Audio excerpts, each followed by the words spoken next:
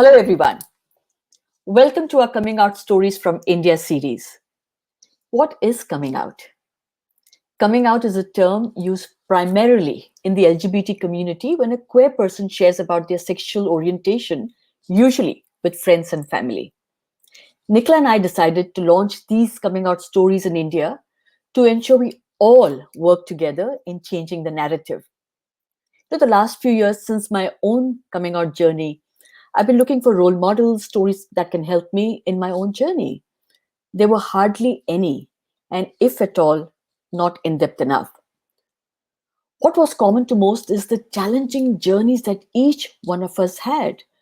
But we also discovered that not all stories are that of pain, suffering, and trauma either. This is when the coming out stories from India took shape to bring to our audience real people with real stories. Hopefully, these coming out stories can help pave the way for those who are in any phase of their coming out journey. I'm Raga Olga D'silva, or Totally Out Now, as you know me. Wow, our guest today has a beautiful story. Each time I watch her social media feed, I also feel very hungry and I keep writing to her and saying, I want that. She's an award winning blogger, and her blog is www.culinarycommentator.com. Do you know who I'm talking about? She's also a columnist and a foodie. Please join me in welcoming Rukshana A. Kapadia. Hi, Raga. Hi, Nicola out there in the background. Thank you so much for having me. It's lovely to connect. Thank you, Rukshana. Thank you for joining us with your beautiful smile and your beautiful story. And I cannot wait to have a conversation with you. All the way from Kolkata, right? Absolutely. Kolkata Okay. live and clear. I used to love the name Calcutta and I still love the name Kolkata. It has a certain zing to it. So Kolkata it is for us.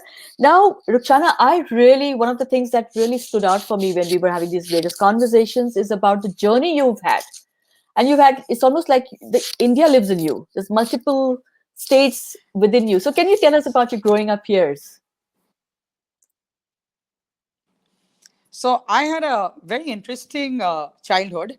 My father was a senior executive with Tata Steel, which is one of India's largest multinational corporations.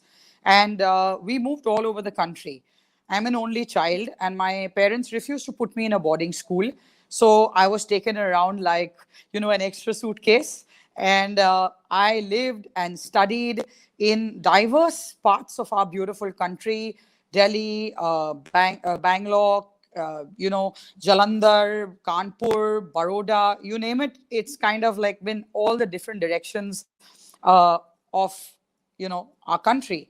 And, I've always been a people's person, and I love people. I love making friends with people, and I genuinely enjoy being in the company of people.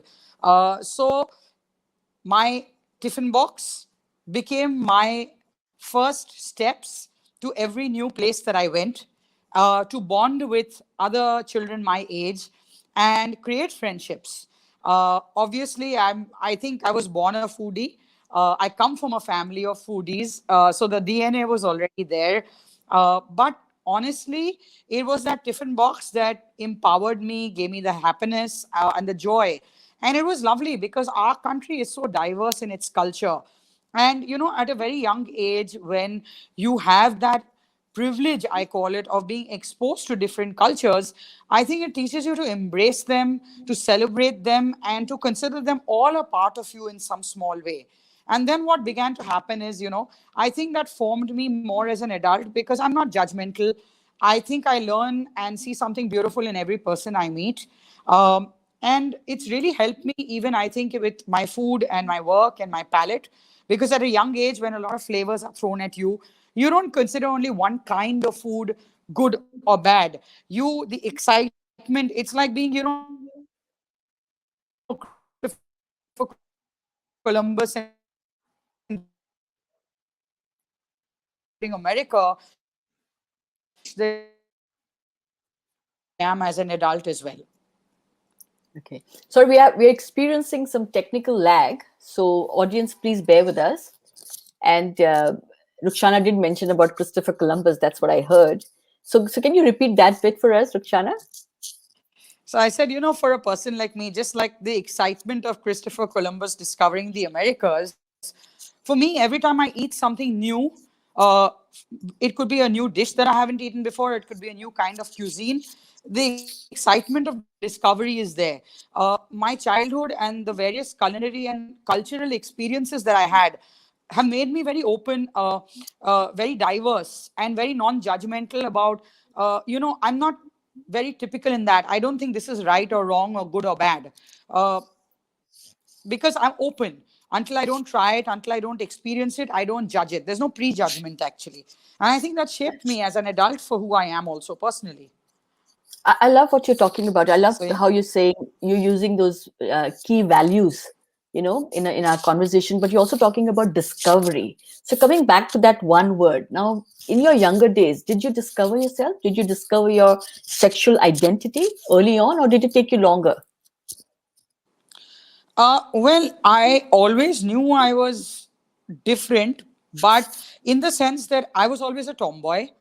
Uh, I still have stories that my parents and when they were alive, my grandparents would tell me about how when I was gifted a doll, I threw it out of the window of the fifth floor of my grandparents' house. But I used to love guns and cars, and I was my granny used to. She was a very proper and elegant lady. She used to call me her little hooligan because I'd be climbing trees and running around with all the boys, cricket, football, what have you. I was always very you know uh, energetic and never stayed in one place. So yes, but when you're very young, at least in a place like India, all the boys and girls would play together, and all the kids, between the cousins and the neighbors and the friends and the classmates. It was only when I was about 14, I was studying in a convent girls' school, then I realized that there was something different about me, because by 14, my classmates and my friends had started crushing on teenage boys.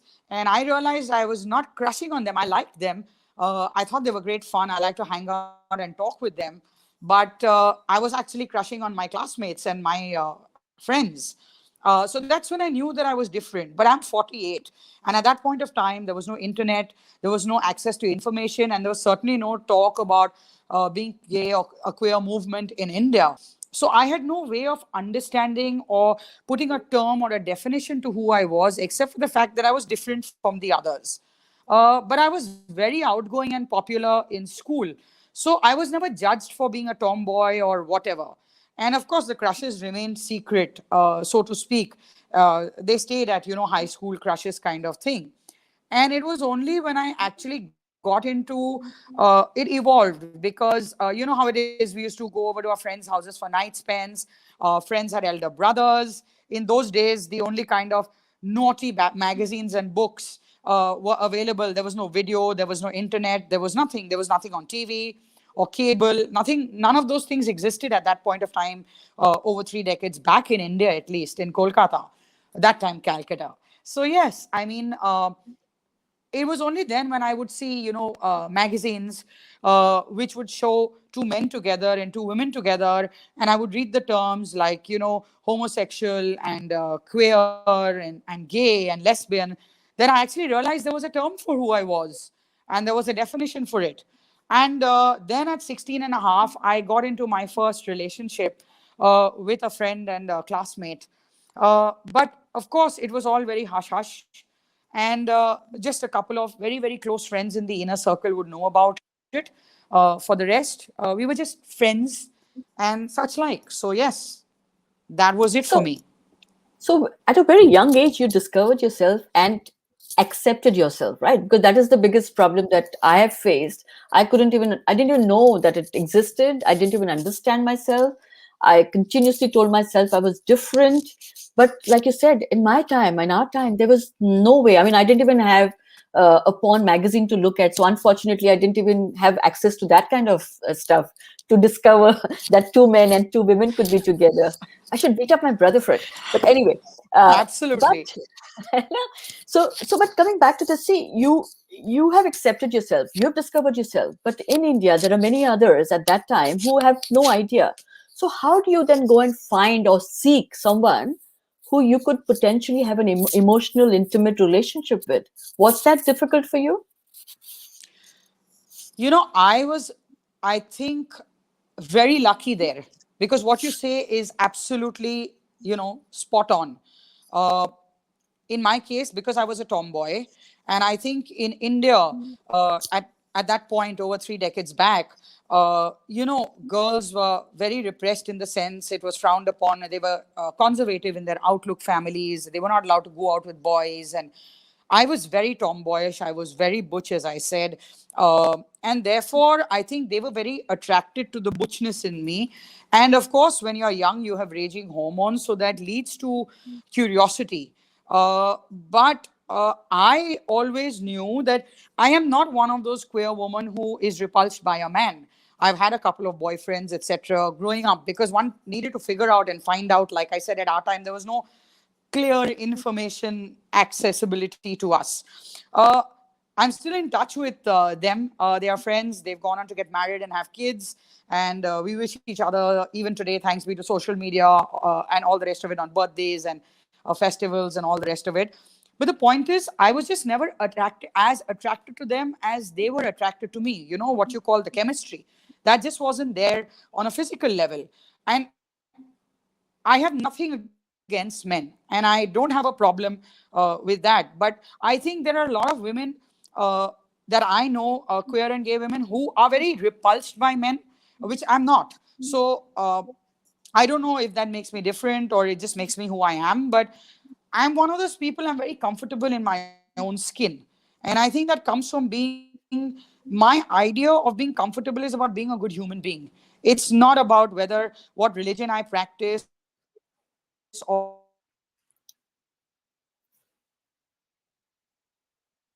gender I am. I'm very comfortable being who I am. And that's my parameter of judgment. So that's how I look at it. So Rukshana, at this point, you at what stage did you fall in love for the first time with a woman, and how was that for you? For me, when I fell in love the first time with this friend and classmate of mine at 16 and a half, I think it just made, sort of defined me and made me more realize with great clarity that this is who I am.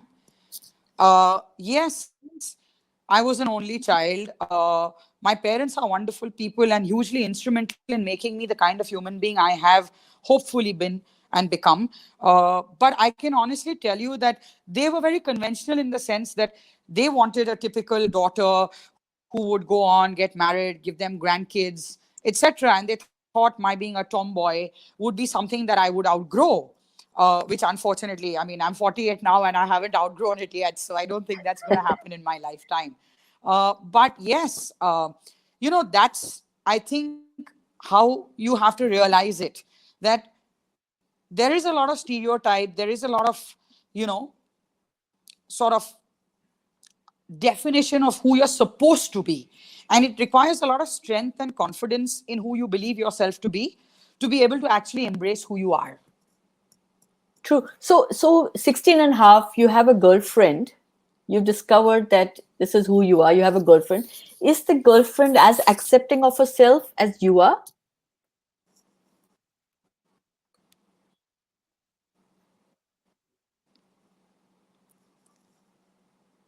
Raga, sorry, you've broken up. You'll No have to problem. repeat that. Yeah, sure, sure. So Rukshana, my question is, at 16 and a half, you said you had a girlfriend, you fell in love. Did your girlfriend have an understanding of what it was for her? And did she accept her own identity at that stage? Could you hear me, Rukshana?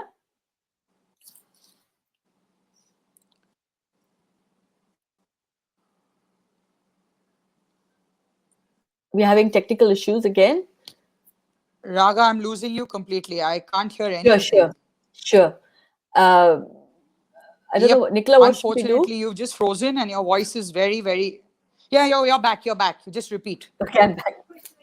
Okay, so my question is, so we'll keep talking, okay? So and we'll edit it. Yeah. So my question is, Yes, absolutely. at, Please. Yes. so at 16 and a half, you've fallen in love with this person, your classmate, as you said, you've accepted yourself.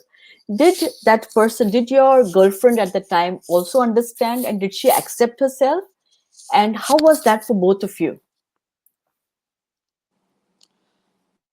It was difficult for me because I think both the first two girlfriends that I had, one from my in my late teens to early 20s, and one in my mid 20s to late 20s, both of them have children, have families of their own. We are still in touch, and we wish each other well. And but I think that they were more attracted to the tomboy in me, maybe, or if they were bisexual, maybe. But I don't think that they were. Certainly, I don't think that they were completely queer, and they were not comfortable at all. They would always pretend it was very defined that I had the male role. I had the role of a typical boyfriend, though I was a girlfriend, rather than, in my current relationship, I don't have to be anybody's boyfriend. I am with my partner. She is my partner and I'm her partner, and we're both very comfortably female, and, we celebrate that. So that, of course, is something to keep in mind. Rukshana, it's really bad. The Yeah, I know. We are back to lost square you. one again. Yeah. Nicola, I what do know, I we know. Should do? I repeat that? Should I just repeat Yeah, that? please, please, please. Yeah. So I'll repeat the whole answer. That will be easier for edit. Sure. Yes. Yeah. So, both the first two girlfriends that I had, starting from my late teens to my late 20s, uh, they were never comfortable defining themselves as queer or gay. They both had that very strong convention that they would go on to get married and have conventional families, etc. They never dreamt of a long term future, which is something that I would have happily dreamt of with either of them at that point of time. Though now I'm very grateful that, because I do believe that my current partner is not just my best friend, but also my soulmate. And I realize that that's how life evolves. Whatever happens, happens for a reason that you understand on hindsight. But it was, of course, very traumatic at a certain level when you're young, and you're also in a process and a journey of self discovery, which I was, of being with someone who you loved dearly, but who was and who loved me back dearly. It's not that they didn't love me. Like I said, we are still friends, both of them. We wish each other. We ask after. I ask after their kids. It's all good. It's not that there's any kind of angst or any kind of negativity, but it just was not something they were cut out for, maybe, or ready to come to terms with. I don't know. I can't speak for other people. I can only speak for myself. But honestly, that is it. So for me, of course, it was a lot of heartache in my growing up years, that I was with people that I was happy to be with and who were genuinely happy to be with me, but were not open about it. So, yes. Sure. Sure. So at that stage, did you ever consider or believe that what is going to happen to me? Because I did. I didn't have a role model, like I said. I knew something was happening for me, but I thought this is a heteronormative society, heterosexual world where a biological man and a biological woman, meet, get married eventually, and procreate. So did you ever think there is no scene in Kolkata, and what is going to happen to me? Did you ever think like that? Oh, all the time. Uh, I would always wonder how many more like me are out there, how to connect with them, how to reach out to them. Uh, you know, it was just a very, very closed, repressed time for the LGBTQ plus movement. And whatever, most of the interactions that happened, especially with gay men, were always very, very more of a sexual in nature. You know how it is. I think we are more emotional. We are not given so much to one night stands and flings or short term relationships. Like, my first relationship was about 4 or 5 years. The next one was about 7, 8 years. and now I'm with my current partner for the last 12 years, and we've lived together for over a decade. And I don't believe I would ever be with anybody else, because she's incredible. And I thank God every day that love is blind, because I still haven't figured out why she loves me, but I'm very grateful she does. Oh, we can see why she loves you, but we'll get to Ah, that. Yeah. No, but coming back to this whole, I'm trying to understand how Kolkata was at that time, because I think a lot very of our closed. audience, yeah, our audience should understand, because the generation today, for instance, Rukshana, how lucky are they? They've got information, Blessed. they've got, yeah, role models, they've got, you can go on Google and get any information that you wish. We Absolutely. had no idea. We didn't, like you said earlier, I didn't know that the word called GAY existed, LESBIA, and was only in Hollywood, and what was that? That was someone else, right? Absolutely. So give Absolutely. us just set a scene for us about Kolkata, and let's say you've discovered yourself, but what happens after that? What do you do? Where do you find peers? Where do you find people that you want to hang out with? That's precisely my point. You don't. I was just very lucky. That the two ladies that I was involved with in the early stages of my 20s were actually, they just happened to be there, and possibly they were attracted, like I said, to the very, uh, you know, sort of butch side of me. And I think that is the only thing that worked. But I would say for 99% of queer women of my generation, it was an absolute, black hole. I think that's the only way I can describe it. Uh, I think, again, 99% of them went on to be married and get into relationships with their husbands, have children, go the conventional path, not because they wanted to, they just didn't know that there was another choice. Like maybe for you it was, you didn't know there was a choice out there. You realized about your choices even later, and even when you did, you were gay, you did realize you're gay, you took a long time to come to terms with it, because it's so drained into your head that it's wrong and it's bad. And that was one of the things that for me happened with my parents. So my parents are very, very evolved and educated people in everything except this. It was a very funny thing. My father used to travel abroad very frequently for the nature of his work. And I remember just around the time that I got into my first relationship that I did, he came back from a flight that came from San Francisco. And we, as a family, have always had great communication. I was always treated like an adult. Whenever any decisions were made by my parents, I was always asked to sit on a table and talk it out with them. They would always make me understand why they were choosing to do certain things. They were very incredible people. They are very incredible people even today. But I remember at that point of time, my father saying, God, don't ask what a terrible flight I had. And when we asked him why he had a terrible flight, he says, Don't ask. Two men were sitting beside me and they were kissing each other, you know? And I had just got into this relationship where I was kissing a woman, and it freaked me out. And that's why it took me the better part of 2 decades to want to come out to my parents, as wonderful and lovely and supportive as they have been in every other aspect of my life, because I was so afraid that I was letting them down. And I was Wow. an only child. I didn't want to let my parents down, because they've given me a lot of love, a lot of affection. They've made me who I am, and I'd like to think I'm a decent human being. It's So yeah. amazing. Yeah, it's amazing that even though you come from a family like that, which seems liberated, like which seems open, and who gave you every freedom possible, and you loved them like unconditionally, you still had the fear of coming out. Now, which is very interesting, because again, today's generation doesn't really understand that this is before we even spoke about any truth, we had to rehearse for, sorry, I'm not going to say days, weeks, months, years. In Rukshana's case, two Years. decades. Yeah, Absolutely. exactly. So we rehearsed in front of a mirror for years, Absolutely. right?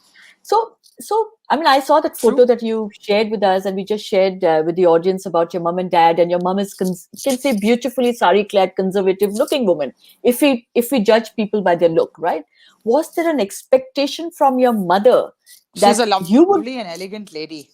beautiful, very beautiful? So it was an expectation from your mother even to dress up like her at all? Because you're saying that you were very tomboyish, you wore jeans and t-shirt. So was there an expectation? Did she ever put? I know you said earlier that Sometimes you would give in, but was that an expectation?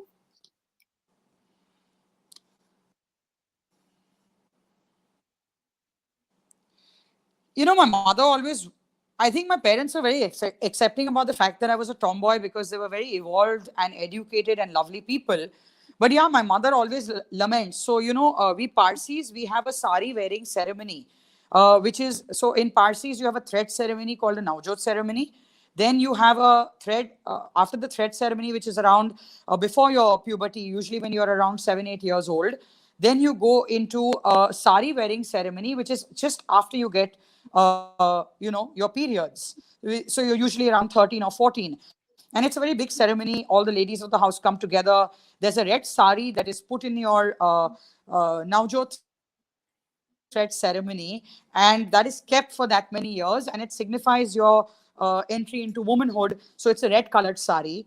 And then with great ceremony, you're wrapped up in that sari by the ladies of the house and celebrated. And it's a big occasion in your life. So there's a Navjot ceremony, a sari wearing ceremony, your marriage, and then probably a funeral, as far as the Parsis are concerned. And so at 14, I had my sari wearing ceremony. And I was a reasonably pleasant looking young girl. So I did look good in a sari, though I had very short hair, not as short as I do now, but shorter hair at that point of time, similar to the photograph of that you all showed of my childhood. And my mother even today laments. She's got these beautiful Parsi saris, etc. That what will I do with the saris? What will I do with the jewelry?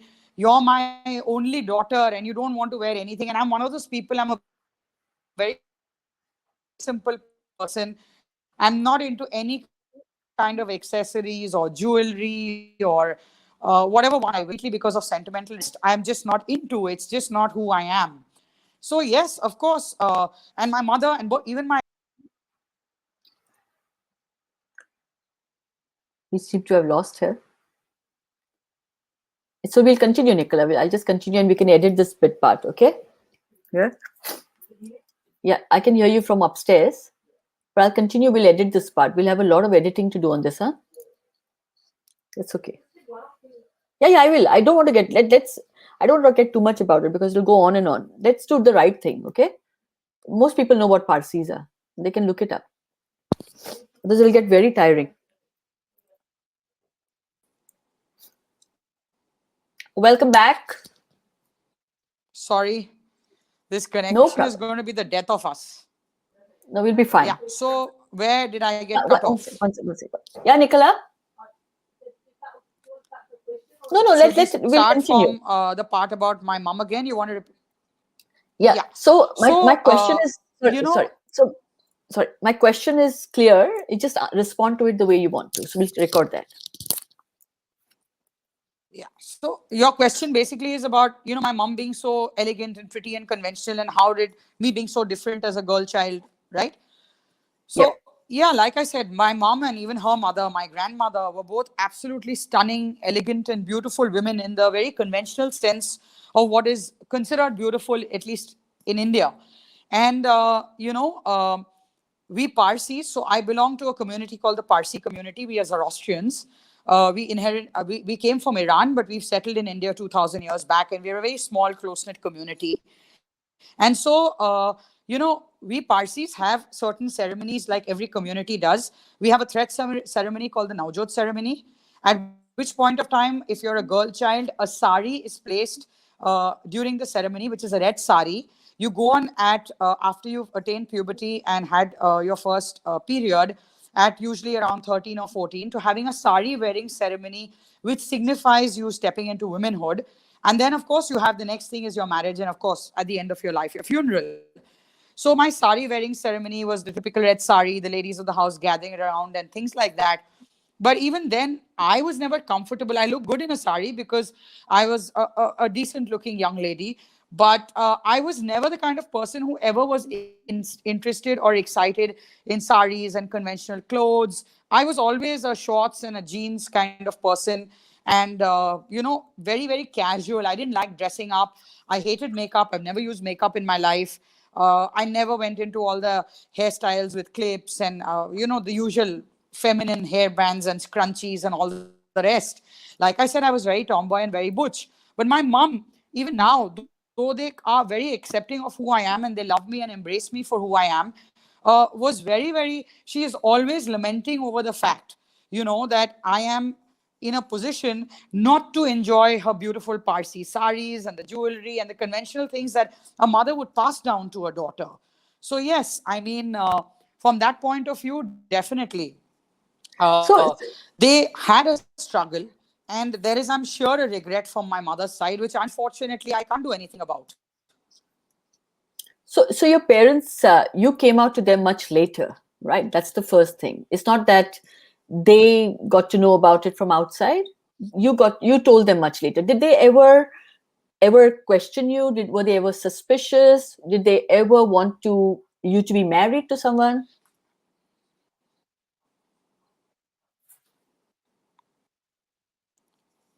My mom and dad definitely questioned it. They were not very happy.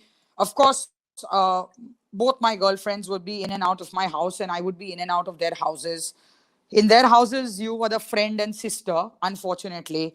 In my house, you were the friend, but it was frowned upon. Uh, I still remember my dad once.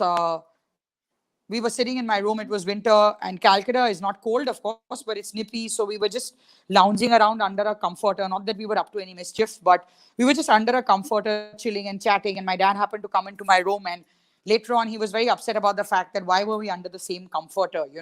So, of course, my parents are very intelligent people, and my father and mother were global travelers due to the nature of their work and their life. So, it's not that they were unaware. But of course, they always hoped and felt that it was a phase and one that I would outgrow. And I still remember it's something that stuck in my head. My mom, I battled with a lot of weight issues through most of my life. I used to weigh 140 kilos even 3 years back. So yes, when I actually came out to my mother in my mid 30s, my mom actually came out and told me that, maybe you're not confident about attracting men because of your weight. If you lose weight, maybe you'll attract men. And I remember telling her that I've already been with men and there are enough men attracted to me, weight or no weight, because of who I am in terms of my personality. But I told her, I remember telling her, and I used this example that, mom, it's not a choice that I have. This is the way I'm born. I didn't stand in front of a cupboard and decide today I'll wear a red shirt, tomorrow I'll wear a black shirt. Today I'll be, queer, tomorrow I'll be straight. It's just how my brain is wired and who I am. And I'm never going to go the path that you want me to go, or the conventional path. So accept it and make your peace with it. So, yes, So did she struggle? Was it there a was a phase struggle. where was there a phase where she didn't speak with you, for instance? I've heard of stories about other people where they say the mum going on a hunger strike for days, using emotional blackmail. Did she ever do that? So, like I said, when I really officially came out to my parents, I was 35. I was a fairly successful career woman. I was financially independent. I had my own apartment. Some things that most conventional Indian women will not have. Even if they're single, they'll continue to stay with their parents and such. But I luckily come from a very, very evolved family, and we are a nuclear family, not a joint family in India, which many people still are. So I had the freedom of choice. And I remember going and telling my mom and dad when I met my current partner, Suneha. I went and told my parents who I was and what it was, because I realized when I met her that this is it for me. The buck stops here. I've met the person I want to spend the rest of my life with. And she and I are very proud to be together, and we are not going to hide who we are, least of all from my parents. So, yes, it was a question where they did struggle for about 6 months. They were not very happy about it. They never had any hunger strikes or tantrums or anything. But like, I would go and have a meal every midweek after office once, dinner with my parents, and we'd have every Sunday, we'd have lunch together at the clubs.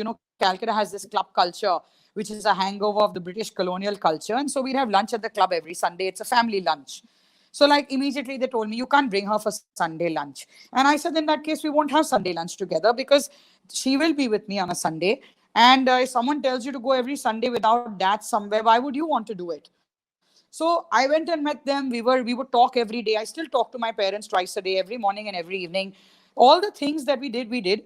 But there were certain things in which I dug my heels in. They were never never openly blackmailing or emotionally. They were disappointed. That's the word I'd use. And but they never came forward in a strong manner or a emotionally blackmailing manner. And over 6 months that changed, and then we went back to having lunch at the club together. Their main problem was what I call WWPS. What will people say? The Yeah. big Log kya questions. kahenge? And I Log kya always used kahenge? to, log kya kahenge? So, I always told them that if you're okay with it and we are okay with it, what will people say? They'll have nothing to say. It's only if you're not okay with it will people make a big hoo-ha about it. And I think that has pretty much been the way I've taken it forward, and so has Suneha. We take it forward as a couple. We embrace each other and we embrace who we are. And so we've very rarely come across situations where, amongst our personal life, where we would, have issues, or people would avoid us because of who we are. But at the same point of time, of course, other places, because the law and the legalities don't support being with your partner, or don't recognize a partnership or give your partner rights in India. If I want to add her as a nominee in my bank account, I have to answer a million questions. No, only family. Or if I want to give her, become a nominee for my safe deposit box, or for my insurance, or for my pension or provident fund, I can't make her a nominee without a fight or a battle, because the system doesn't support us.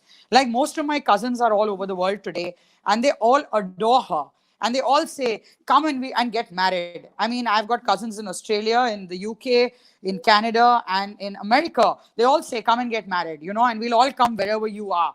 And I'm like, I don't need to get married in a ceremony to her. I'm married to her in my soul. The only reason that Suneha and I would want to get legally married is because of the legal rights it gives us as a couple, not because we need a validation for who we are.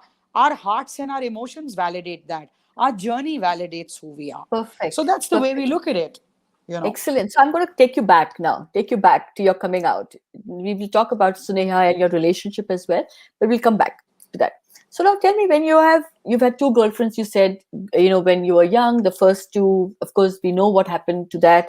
So how did you end up meeting other women? Because like what we just said, 3 decades ago, there was no place that you could go. There was no hangout for queer women, right? So how did you meet other Absolutely. women? And how did you So, then meet Suneha? honestly, absolutely. I'll tell you Sorry, both. I'm going to ask you one So, other as question. far as And the how other did women you? were concerned, after my relationship with my second girlfriend broke up, sorry, yes? No, sorry, I'm going to ask you another question, which is all Hello. connected. Can you hear me? I'm going to ask you. I'm going to repeat the question. Now I So can I'm hear going you, to. Raga. Okay, so I'm going to repeat the question so that we have this. One is, in in an environment where there is no gay scene, no queer scene, there's no hangout. How did you meet other women? Also, how did you know that they were gay if you didn't meet them in a particular, gay environment or queer environment? And how did you meet your current partner? So, firstly, after I broke up with my second girlfriend, I was absolutely emotionally devastated and literally in pieces. I had two, three close friends who were a huge emotional support at that time. Remember, I still hadn't come out to my parents, my family, my peers officially. And at that point of time, I was very lucky that I got an opportunity to move to Gurgaon, which is near Delhi, our capital, for work. And I think that was the best thing that happened to me, because I moved to Gurgaon. Now, when I moved to Gurgaon, it was about a year after my breakup. And it was only for the first year, I wasn't in any mind frame. I was so shattered and devastated and in pieces, emotionally, psychologically, in every way, that I don't think that I was I had any interest or inclination to meeting anybody.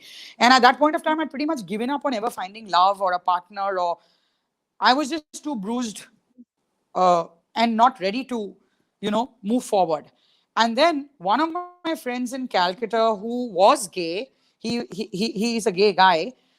He actually put me in touch with a wonderful woman in Delhi. And they were women who were similar in age to me, professional, well qualified, and they it was not it wasn't like some crazy wild secret sex club or anything. We would just meet a couple of times a month. It would be like a bring your own bottle potluck kind of thing, where we just meet and talk. And that was the beginning of the petition for 377. And a few of those women who actually went on to file the 377 movement that started and this entire revolution and made everyone who is from the LGBTQ plus world so much easier in our country today. They were all a part of this group.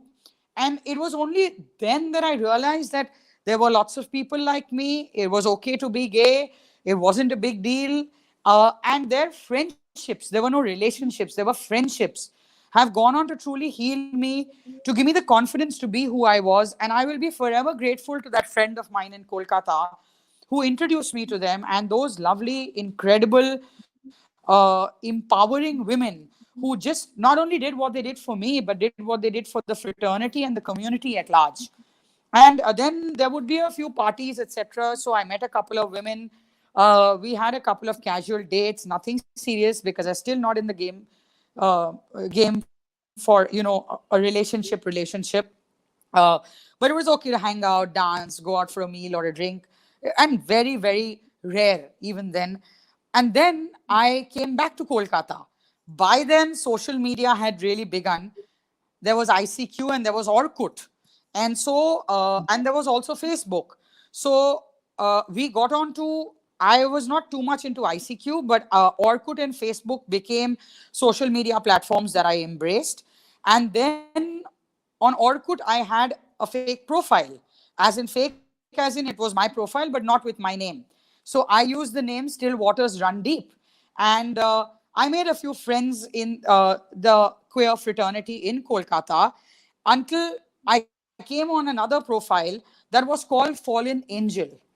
And Fallen Angel, I'm a writer. So people who write beautifully, who are capable of expressing a depth in their writing, are people who attract me very powerfully. Uh, so there was a young girl. She was a 20-year-old. She wrote beautifully about how, in those few lines, she expressed herself. And I could not understand why someone like her, because there were no photographs or anything. So I couldn't understand why she called herself Fallen Angel. So there was no chemistry, or there was no oh, I want to date her or get it on with her. It was curiosity that made me send her a friend request. And much to my surprise, she accepted. And a couple of days later, we chatted on Messenger. And I was in office. And I'm not, I mean, my generation, we're not into chatting and stuff like that. So I chatted. I found her a perfectly charming, lovely young girl in her final year of college, who she seemed to be on chat was very similar to the kind of description that she expressed of who she is. And I just told her after the chat, like, this is my number and you want to keep in touch. Sure, do, but I'm not a chat kind of person. And that was it. Lo behold, on my way home from work, I get a call, and it was Suneha, and she connected, and we had a 2 or 3 minute conversation just to say hi, hello, and see that we are not axe murderers or serial killers. And we then started keeping in touch on SMS, because there was no WhatsApp. Also, it was just text messages. I mean, it was that far back, and that's how it started, and we've never looked back. Fantastic. I mean, I love this part of your story. So tell me, how did it feel for you to finally meet someone who, I'm now assuming that Suneha has accepted her identity. So she's like you said, there was information around. So she was confident, and therefore finally to meet someone who you didn't have to fight for.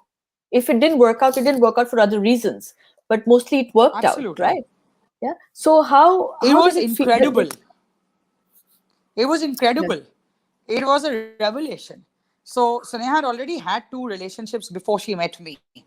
Uh, and she was very comfortable in being who she was. And to be so uh, comfort comforted by being the fact that you were still very different from the conventional norms of society at such a young age was a pretty incredible thing for me. And I think to a great extent, it also, by then, of course, I was very comfortable with who I was as well. But I had not comfortable enough to have come out to my family. And that was it for me, at least as far as I was concerned.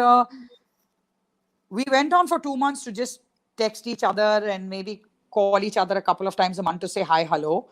There was no flirting. There was no, because I had already boxed her into being a kid. She was in college. I was in my mid 30s. There was no question of, I mean, being with someone. Like, she was just unsuitable at that point of time from the age point of view. But I adored her. I adored the fact that she was so self assured, and she's incredibly warm, and she's got this kindness in her. When you meet her or speak to her, it's not just me, it's everybody. She's just a very kind person, and that kindness comes out of her. And that was beautiful. And gradually, even when we met the first time, there's no question of dating. And she will always, if you ever talk to her, she'll laugh and tell you the first time we went for a meeting was to have a cup of chai in India at the roadside dhaba. And when I dropped her back home, it was a very brief meeting of about an hour. I didn't want to make her uncomfortable, so I patted her on the head. And she says I treated her like a dog. You know, it's how you pat a dog, to say bye to her, because I didn't want to make her feel uncomfortable or think I'm trying to jump on top of her, because she was just so young and so lovely. Uh, and even later on, a couple of dates later, it was she who always made the initiatives, because I just felt it was wrong for me to impose myself on someone so young. And I thought her age made her unsuitable for me, but she had other plans. And so here we are 12 years later, still touchwood, Beautiful. head over heels in love with each other. I can see that and I love it. And I am sure the audience watching will fall in love with you and Suneha photos Nicola has been sharing. And both of you, look at you, how beautiful. I just adore you both. Now, I think, it's interesting if people talk about unconventional and they talk about age barriers. I mean, look at us. Our life is unconventional. But the point here I'm Absolutely. making, yeah, Rukshana, we think about so much ourselves, right? We put so many barriers for ourselves before even other people put the barriers. And how do you change that narrative for yourself and for the future generation? Look, at least for me, I realized my philosophy is very simple. If I'm not proud to be who I am, if I'm not comfortable and accepting of who I am, how can I accept or expect to be accepted rather by society or by people or my friends or my peers or my professional colleagues? So when I finally felt that freedom of being with a person who also was very accepting of who they were with Suneha, I embraced it wholeheartedly. I dived right in. Whether it's my professional life, whether it's my personal life, I am very proud to be with the person I am with, and I am very proud to be who I am. And I still remember the angst of my growing up when I wondered whether I was like one of those extraterrestrials or aliens on a new planet, whether there were people like me around. And I don't want anybody to feel that. Yes, we have Google and we have, Facebook and Instagram and social media and what have you. But human connect emotions is still the most powerful. And therefore, unless I embrace who I am and wholeheartedly celebrate who I am, how can I expect people to celebrate or accept me and my partner? So that's just what I've done. I'm very matter of fact about it. I i mean for me, pride, I take pride in who I am every single day that I'm alive. I don't just have to celebrate it for Pride Month or for a particular day or for a particular period. Every So do single you, day I'm proud to be who I am and who I'm with. beautiful, because we have to be proud, right? It starts with us. But Rukshana, do you Absolutely. feel that, I mean, I experience this a lot of time. So do you feel that you have to come out every day to people at times? Oh yeah. I mean, very often when I introduce Sonia as my partner, I still remember. So in a previous professional career before she got into hospitality as well, Sonia used to work in a bank, one of the biggest banks in the country, and I also happened to have an account in the same bank. Uh, so I had gone to the bank for some work, and she and I were walking out of the bank, and there was a colleague of hers. So she introduced me to the colleague, and she introduced me as her partner. And the colleague is like, "You're her business partner, don't you work here?" And I mean, we are both looking at each other's face. But that's exactly it. you do have to keep coming out. You do have to, when we use the word partner, especially in India, most people assume it's a business partnership. And of course, she is my business and I'm her business, but and we are a part of each other in every sphere and aspect of our lives, funnily enough, except professionally, because she has her own career and I have mine. And you do have to keep doing it, but I'm pretty okay with it now. I've accepted it again, and I realize I'll have to do it. I'm ready to do that 100 times, just so as long as I can get the message out that, yeah, I'm gay, I'm proud to be gay, and I celebrate being gay. If you have a problem with me, that's your problem. That's not my problem. Then you deal with it. You always have a choice, just like I do, of whether you want to hang out with me, you want to work with me, you want to associate with me. And we've been very lucky, Suneha and I, that even in our professional workspace, our bosses and colleagues have been very accepting and very kind, and never really made us feel uh, lesser than anybody else. So we are very blessed that way. So the world is changing. In India, the narrative is changing, Rukshana. And thanks to, I think, stories like Definitely. yours, stories like mine, there are so many stories of women. I mean, I love the fact and appreciate the fact more that women have come out to us as well and said, we'd like to be on the coming out stories in India because they want. It's the same thing that you're talking about. We talk about celebrating love. It's all Absolutely. about celebrating love. It's also about making sure that there are role models, there are stories to listen to. So you can get your inner courage. That's also important. Before we go and talk to our families and friends who we want them to accept us, how is the scene in Kolkata right now? So from 30 years ago, have you seen the change? And have you been Oh, part of that yeah. change? Yes, so I think it's like being on a different planet now compared to what it was 30 years back, but in the nicest way, in a very positive way. There is a very, you know, should I say, of course, it's much more for the gay men. Women still are very, very few openly out, but they're definitely there. In fact, we are just about to form in the coming months the Kolkata Pride Trust.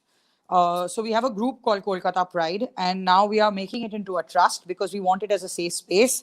I'm deeply honored because my friends have asked me to be one of the trustees and to represent the lesbian fraternity. And I'm very excited about that because I've always tried, and with Suneha's blessings and support, to champion, the fact that it is okay to be gay. It is not queer to be queer. You know what I mean?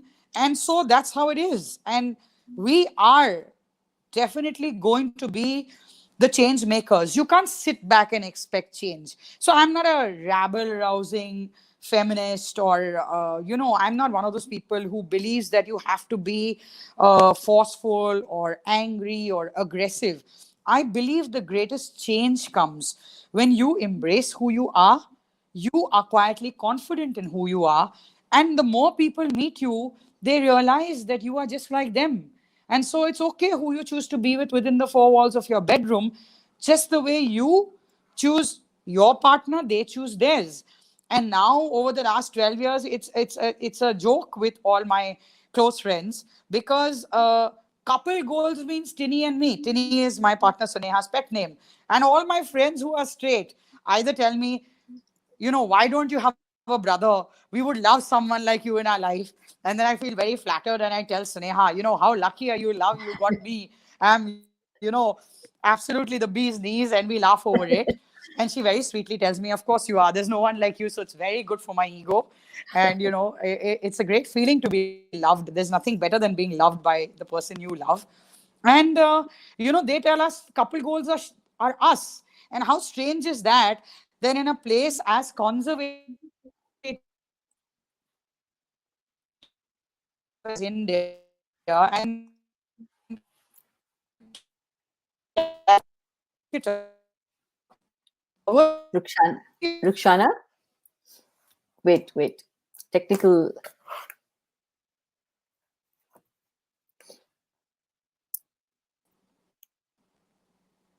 Hi Raga, did you get that last part? Yeah, Because we the blanked only out. bit. Yeah, you may want to repeat that how interesting it is in a place like Kolkata, or towards the end. I'll just do that. Yeah. So it's really interesting to me that in a conservative country like India and a city like Kolkata, that in our circle of friends, and I have a fairly big circle of friends because, like I told you, I'm a very outgoing extrovert person. Our relationship is what my very straight, very married friends say are couple goals for them. And the very fact that, a gay couple is the couple goal for so many straight couples just tells us how far this city has come and how blessed we are. And that's what we hope and pray, that we keep having this kind of change and growth, and we keep being a part of that change, so that the coming generations go through and when I was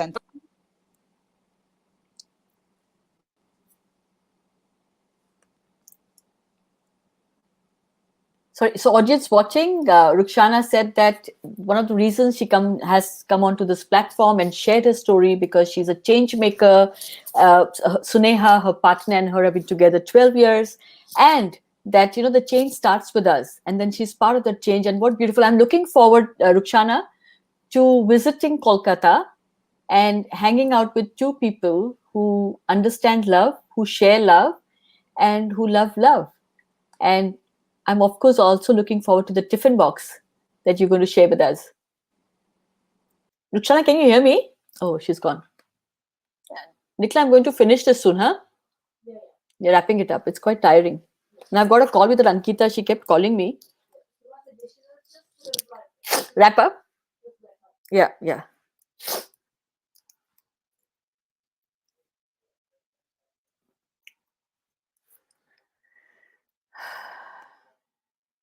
Yeah, it's good conversation, but it's different again.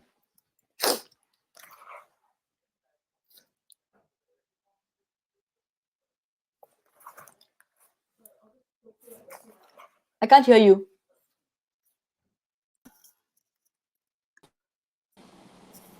Okay, Hey guys, I'm back. it's okay. So it's okay. So I'll let Raga take over here. One second. So, Rukshana, I'm going to wrap this up. So, I'm just going to finish this with my final thing. So, audience, fantastic. I mean, I'm looking forward personally to visiting Rukshana and Suneha, Tinni, as she's called. And I know I want a tiffin box, but more than all that, I want to celebrate love with you. You've been with your partner for 12 years. We've been together, Nicola and I, for nearly 15 years. And I think we are an example of how love should be celebrated every day, every moment. I love how you spoke about your love and your journey, because to me, it's a huge, respect is so important, right? Not what you say in front of your partner, but when your partner is not around. I think that to me is grace, and that to me is love. And really, Rukshana, I'm looking forward to the world to know more about the kind of love that you celebrate. And this story has left a really deep impact on me because you represent to me that whole generation of coming out that didn't really understand coming out, right? We coined that term coming out basically. Our life is Oh, in a totally. closet. Yeah, so our life basically was in a closet. We've just opened the closet doors to many, many others. As I say, what do I say? I can't even remember what I say. Closets are for clothes, not to hide your truth. you know, but a beautiful conversation, beautiful. Nicola and I, on behalf of our audience and us, wish you and Suneha the absolute most beautiful journey forward. And we look forward to sharing more with you and breaking bread, as we said. And we are going to be, you'll have to share your address at some point, because we're going to send you a beautiful hamper from Herbal Theory, one of our gifting partners. The Herbal Theory has beautiful organic, sustainable products, which are candles and Wow. beautiful stuff. I know that you will love it, because the kind of Thank person you. I'm sure. yeah. So thank you very much, Rukshana. Is there anything final message you want to give our audience? Absolutely. First of all, Raga and Nicola, thank you for being you, both of you. We love you, and it's a beautiful friendship that we've struck up. Though we haven't had the privilege of meeting in person, we've had a few virtual meetings, and Sneha and I cannot wait to have you and Nicola come visit us in Kolkata. And yes, we'll have many tiffin boxes from many places. Make your list, as I always say. And, to everybody out there, uh, this is called my pride and your pride. And truly, that is what it is. Be proud to be who you are. Reach out if you feel alone. Know that you're not alone, and we all march together. It's a journey, and we will reach our destination and our goal. And on that note, thank you so much once again to both of you for doing this and for having me here. Thank you so Thank, much, Nicola, for all the support at the back. thank you, Nicola, and Love you, Raga. love you too, Rukshana. Love you. Love to Suneha. And please share your blog name, no, so that if people want to follow you and follow all your recipes and interesting thoughts. So it's the website and the blog is www.culinarycommentator.com. And the Instagram handle is @the culinary commentator. And there's a Facebook page of the same name as well. So if you want to make yourself hungry and you want to know what I eat, and if you're a foodie like I am, please do connect. It's always a pleasure. Thank you. Thank you, Rukshana. Thank you, audience, for joining in. Do not forget, we are available for any thoughts, feedback, advice, and stories. Write to us at theviewsroom@gmail.com. And remember to follow me on Totally Out Now. All my handles, Facebook, Twitter, Insta. That's because I'm totally out now. And thank you, Nicola. Thank you. And anybody wants to subscribe to these stories, please join. You subscribe to YouTube channel Raga Olga D'silva. Signing out, Totally Out Now. You're watching Today with Totally Out Now, presented by the Views Room. Thank you.